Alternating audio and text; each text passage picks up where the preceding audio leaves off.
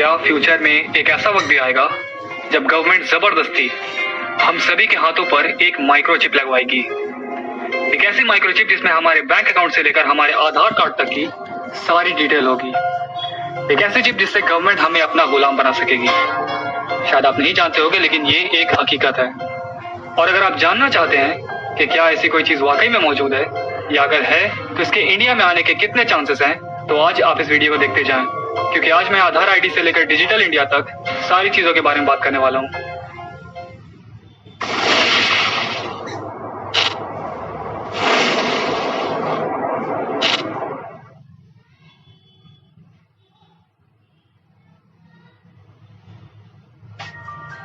तो सबसे पहले हम ये जान लेते हैं कि ये RFID यानी रेडियो फ्रीक्वेंसी आइडेंटिफिकेशन चिप है क्या।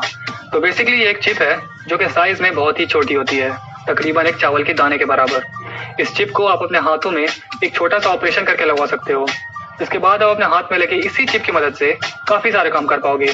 जैसे कि आप अपने ID प्रूफ और बैंक अकाउंट की डिटेल इस चिप से लिंक करवा सकते हो, जिसके बाद आप कहीं पर भी सिर्फ अपने हाथ से पेमेंट कर पाओगे। आपको कैश या किसी भी तरह के क्रेडिट कार्ड या डेबिट कार्ड की जरूरत बिल्कुल भी नहीं पड़ेगी। सिर्फ यही नहीं, बल्कि इस चिप की मदद से आपको अपने घर के दरवाजों को लॉक या अनलॉक करने के लिए भी किसी भी चाबी की जरूरत नहीं पड़ेगी। आप सिर्फ अपने हाथ से ये काम कर पाओगे। साथ ही साथ इस चिप को आप लोकेशन ट्रैकिंग के लिए भी इस्तेमाल कर सकते हो। फॉर एग्जाम्पल, अगर आपके घर में बच्चे हैं जिनके ऊपर आप नजर रखना चाहते हो, तो इस चिप को आप उनके हाथों में फिट करवा दें। इसके बाद आपको अपने मोबाइल के ऊपर उनकी हर एक खबर मिलती रहेगी। आपके बच्चे कहाँ हैं, किस जगह पर हैं, किनके साथ हैं, ये सब कुछ। अब शायद आप में से कुछ लोग ऐसे भी होंगे जिन्हें डाउट होगा इस बात पर कि ऐसी कोई माइक्रोचिप असलियत में होती भी है या नहीं। तो आप लोगों का ये डाउट क्लियर करने के लिए मैं पहले आपको जी न्यूज़ की एक रिपोर्ट दिखाना चाहूंगा, जिसमें इसी माइक्रोचिप के बारे में काफी अच्छे से एक्सप्लेन किया गया था। और मुझे उम्मीद है कि इसे देखने के बाद आपको इतना यकीन तो हो ही जाएगा कि ये सब कुछ एक हकीकत है। कुछ वर्ष पहले तक आपको किसी चीज की कीमत चुकाने के लिए या खरीदारी करने के लिए कैश लेकर चलना पड़ता था, नकद पैसे की जरूरत होती थी।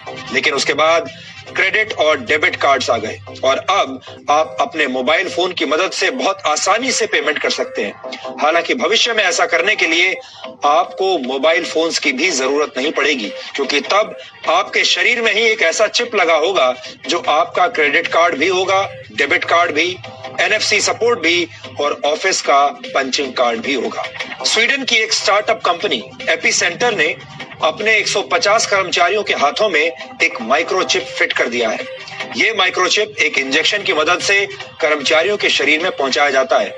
इस चिप का आकार एक चावल के दाने जितना होता है और इसे तर्जनी उंगली और अंगूठे के बीच की जगह में फिट किया जाता है। जिन कर्मचारियों के हाथों में ये चिप यहाँ पर लगा है, वो इसी चिप की मदद से ऑफिस के दरवाजे खोल लेते हैं, प्रिंटिंग मशीनों को ऑपरेट कर लेते हैं, प्रिंटिंग कमांड देते हैं और कैंटीन से खाने का सामान भी हाथ हिलाकर खरीद लेते हैं या ऑर्डर कर देते हैं। यानी ये एक ऐसी कोशिश है जो इंसानों को मशीन में तब्दील कर रही है, मशीनों में बदल रही है। हो सकता है कि आने वाले वक्त में दुनिया की ज्यादातर कंपनियां अपने कर्मचारियों के लिए ऐसा चिप अनिवार्य कर दें। अब सवाल यह है कि आने वाले दिनों में इंसानों और मशीनों का ये कॉम्बो एक सुखद अनुभव होगा या फिर एक खतरनाक भविष्य की शुरुआत। समझने वाली बात यह है कि आज जब कई सारी कंपनीज अपने एम्प्लॉइज यानी कर्मचारियों के हाथ में चिप को लगवाना शुरू कर रही हैं, तो क्या आगे चलकर कोई ऐसा वक्त भी आएगा जब कंपनीज के साथ साथ दुनिया की कई सारी कंट्रीज की गवर्नमेंट भी अपने आम लोगों के हाथों में चिप को लगवाना शुरू कर देंगी? अगर हाँ, तो इससे नुकसान क्या है? इसका जवाब देने से पहले मैं आपको ये बताना चाहूंगा कि डिजिटल करेंसी क्या होती है। शायद आप पहले से जान रहे हो इसके बारे में, लेकिन फिर भी। तो डिजिटल करेंसी उसे कहते हैं जिससे आप ऑनलाइन पेमेंट कर पाते हो। फॉर एग्जाम्पल, अगर आपके हाथ में एक 100 रुपए का नोट है तो वो आपकी कैश करेंसी हुई। लेकिन अगर आपके यही 100 रुपए आपके पेटीएम अकाउंट में मौजूद होते हैं तो वो आपकी डिजिटल करेंसी होती, क्योंकि वो डिजिटल रूप में ऑनलाइन सेव्ड है। और इस करेंसी की मदद से आप ऑनलाइन शॉपिंग कर सकते हो, ऑनलाइन टिकट बुक कर सकते हो, वगैरह वगैरह। तो ये है डिजिटल करेंसी। अब देखिए, इस RFID चिप को आम लोगों के हाथों में इम्प्लांट करवाने के पीछे अगर कोई सबसे बड़ा मकसद है तो वो है इस दुनिया से कैश करेंसी को खत्म कर देना और उसकी जगह डिजिटल करेंसी को जारी करना। और कैश इस दुनिया से तभी खत्म हो पाएगा जब हम सब उसका इस्तेमाल करना बंद कर देंगे। जब हम मार्केट में जाएंगे तो हमें एक से एक डिस्काउंट ऑफर्स दिखाए जाएंगे कि भाई आप ऑनलाइन पेमेंट करो तो आपको 10% की छूट मिलेगी, ऑनलाइन टिकट बुक करो तो आपको 15% की छूट मिलेगी। और इन्हीं डिस्काउंट्स के लालच में आकर हम सब मार्केट में कई सारी चीजों को खरीदने के लिए कैश के बजाय ऑनलाइन डिजिटल पेमेंट को इस्तेमाल करने लगेंगे और इसी तरह हमारी कैश करेंसी धीरे धीरे खत्म होती जाएगी। अब हम जरा नजर डालते हैं कुछ वेस्टर्न कंट्रीज की तरफ, जैसे अमेरिका, कनाडा, इंग्लैंड, इन देशों के ऊपर। तो हमें पता चलता है कि ऑस्ट्रेलिया में इस चिप को लोगों के हाथों में इम्प्लांट करने का काम पिछले साल से ही शुरू कर दिया गया है। कई सारे लोगों के हाथों में वहाँ ऑलरेडी इस चिप को इम्प्लांट कर दिया जा चुका है, और ये मैं आपको कोई झूठी खबर भी नहीं सुना रहा। इनफैक्ट ऑस्ट्रेलिया के ही एक ऑफिशियल न्यूज वेबसाइट पर यह खबर छपी है, Australia becomes the first country to begin microchipping its population. आप खुद भी जाकर पढ़ सकते हो, लिंक मैंने डिस्क्रिप्शन में दे दी है।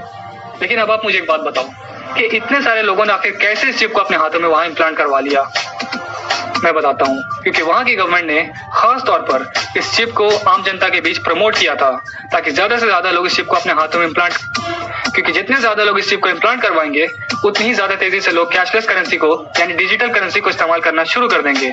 जाहिर सी बात है कि जब आपके हाथ में एक RFID चिप लगी होगी और आपके जितने भी रुपए पैसे होंगे वो सारे इसी चिप के अंदर होंगे, तो आप उसी को इस्तेमाल करके खरीदारी करोगे। क्यों आप बिना वजह कैश यूज करोगे? अब आपके मन में एक सवाल होगा कि भाई कैश को खत्म कर देने से ऐसा क्या फायदा मिल जाएगा हमारी गवर्नमेंट को या किसी भी देश की गवर्नमेंट को?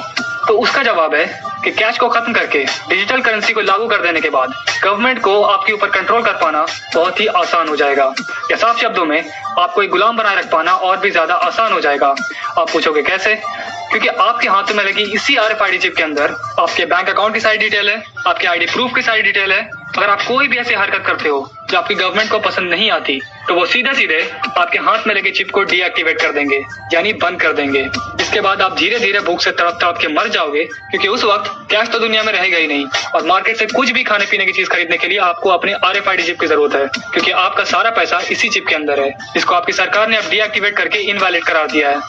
अब इसका रिजल्ट ये निकलेगा कि या तो आप चुपचाप गवर्नमेंट की हर बात मानोगे या भूख से मर जाओगे। अब शायद आप में से कुछ लोग ऐसे भी होंगे जिन्हें ये RFID चिप को लोगों के हाथों में इम्प्लांट करने वाली बात बचकानी लग रही होगी या बेतुकी लग रही होगी। तो उसके लिए मैं आपके सामने कुछ ऐसी चीजें रखता हूँ, इसके बाद आप शायद इस बारे में थोड़े सीरियस हो जाओगे। तो पहली चीज जो मैं आपको बताना चाहूंगा वो है एरन रोजो के बारे में। तो पहले आप ये जान ले कि ये एरन रोजो है कौन। एरन रोजो एक अमेरिकन बिजनेसमैन, एक फिल्म प्रोड्यूसर और एक पॉलिटिकल एक्टिविस्ट भी थे, पर अफसोस आज से करीबन 10 साल पहले इनकी मौत हो चुकी है। लेकिन मरने के ठीक कुछ महीने पहले इन्होंने एक बहुत बड़ा खुलासा किया था, जिसे शायद आपको एक बार देखना जरूरी है। एक इंटरव्यू में इन्होंने बताया कि कुछ वक्त पहले इनकी मुलाकात रॉकीफेलर खानदान के एक शख्स जिनका नाम निकोलस रॉकीफेलर है उनसे हुई थी। अब जरा आप ये जान ले कि ये रॉकीफेलर खानदान या कह लीजिए कि ये रॉकीफेलर फैमिली है क्या। असलियत में ये एक ऐसी फैमिली है जो दुनिया के रिचेस्ट यानी सबसे ज्यादा अमीर फैमिलीज में से एक होने के साथ साथ एक पॉलिटिकल फैमिली भी है। और सिर्फ यही नहीं, ये Rockefeller family council on foreign relation यानी CFR की फाउंडर भी है। बताया जाता है कि 1937 में ही इनकी फैमिली का नेटवर्थ $340 बिलियन था। इतना पैसा अमेरिका की टोटल इकोनॉमी के 1.5% के बराबर है। अगर मैं साफ शब्दों में कहूँ तो यही है वो फैमिली जो दुनिया के सारे वर्ल्ड लीडर्स के साथ मिलकर दुनिया भर में वन वर्ल्ड गवर्नमेंट को स्टैब्लिश करने में जुटी है। तो जब एरन रोजो की मुलाकात इसी रॉकीफेलर फैमिली के एक शख्स निकोलस रॉकीफेलर से हुई, तब उस मुलाकात के बाद इन दोनों में काफी अच्छी दोस्ती होती गई, और इसी दौरान एरन रोजो को निकोलस रॉकीफेलर के जरिए एक चौंकाने वाली बात पता चलती है। उन्हें पता चलता है कि इन लोगों का जो अल्टीमेट गोल है, जो आखिरी मकसद है, वो है आम जनता के हाथों में एक RFID चिप इम्प्लांट करवाना, एक ऐसी चिप इम्प्लांट करवाना जिसके अंदर उनके सारे पैसे मौजूद होंगे। लेकिन मैं आपको सिर्फ ये बात बताऊंगा ही नहीं, बल्कि आपको ये पूरा इंटरव्यू भी दिखाऊंगा जिसमें एरन रोजो ने ये सारी बातें खुद कही हैं, और इसमें भी मैंने हिंदी सबटाइटल्स ऐड कर दिए हैं। The ultimate goal that these people have in mind is the goal to create a one world government run by the banking industry, run by the bankers, and they're doing it in sections. The European currency, the euro, and the European Constitution is one part of it. Now they're trying to do it in America with the North American Union, right? And they want to create a new currency called the Amero, right? And the whole agenda is to create a one world government where everybody has an RFID chip implanted in them. All money is to be in those chips, right? There'll be no more cash. And this is giving me straight from Rockefeller himself. This is what they want to accomplish. And all money will be in your chips. And so instead of having cash, anytime you have money in your chip, they can take out whatever they want to take out whenever they want to.